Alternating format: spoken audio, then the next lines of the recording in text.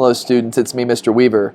Right now I'm going to give you a little story about vocabulary lesson 7. I'm going to use all the words that are in this vocabulary lesson, and hopefully by hearing these words in context, I'll define them as I go, you'll be able to remember them and have some kind of context so that you can remember them in the future.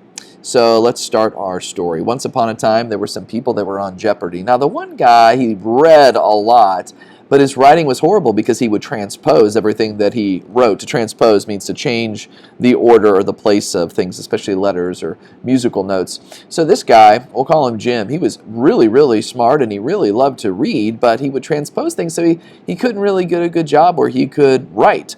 And that made quite a dilemma for him. Do I continue to try to make it, a dilemma, by the way, is a choice between two unpleasant or difficult options. Do I struggle to try to make it in the literary world, or do I get a job that I don't really love? His opponent was a sardonic know-it-all. Okay, sardonic means like using mocking or scornful humor. He would even make fun of this guy that was in Jeopardy with him. He was an intern at a local hospital. He was a brilliant, brilliant student. He was going to become a doctor. Oh, by the way, an intern is a student or a recent graduate working as an apprentice. And he was a little ambivalent about whether or not he wanted to stay in the medical field, or if he wanted to go into law or philosophy. Ambivalent means having opposing attitudes or feelings towards something, unable to decide. He couldn't decide. And so these two people were going to go against each other in Jeopardy, but there was one more person who was kind of came from a very poor family. He was, in fact, the family had been destitute. Destitute meaning extremely poor, lacking basic necessities. He had a very demure personality, very shy.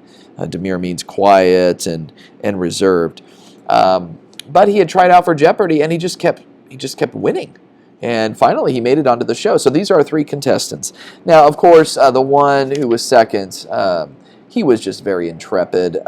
He would just go after the... Intrepid means like without fear, brave. I mean, he just would try for the answers. And normally he got them right, but some of them he got wrong.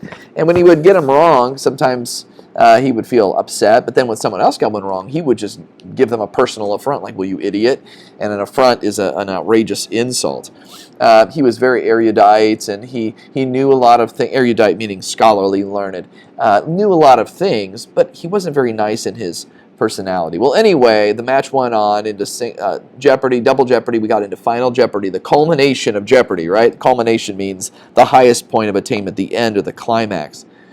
And as they were, as they got to the very end, they went. Alex Trebek went down the row, and the first person that he went to was the one who transposed letters.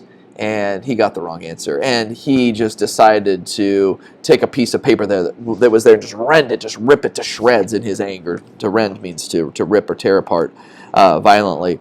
And the second contestant, the one who was very proud,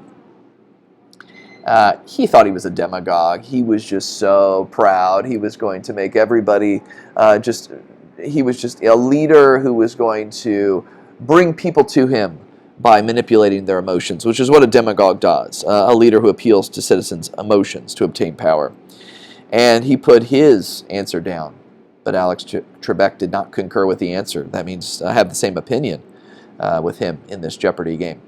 And so finally it came down to the one who was the poorest, and he was destitute, and he got the right answer. Well, you know what? The guy in the middle and the guy in the end, they were trying to lobby that they had the right answer. They had thought of it. They just had written it down incorrectly. The first guy said he just transposed some letters. By the way, to lobby means to try to persuade officials to accept or reject a cause.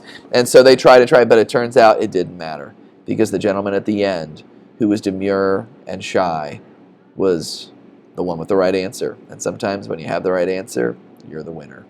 So that's our story for today. Kind of a lame story, but I like Jeopardy, and some of these words kind of worked for it, except for the word rend. I really had to push that one, didn't I? So have a great day. Study these words. Do well on your vocabulary quiz, and have a great day.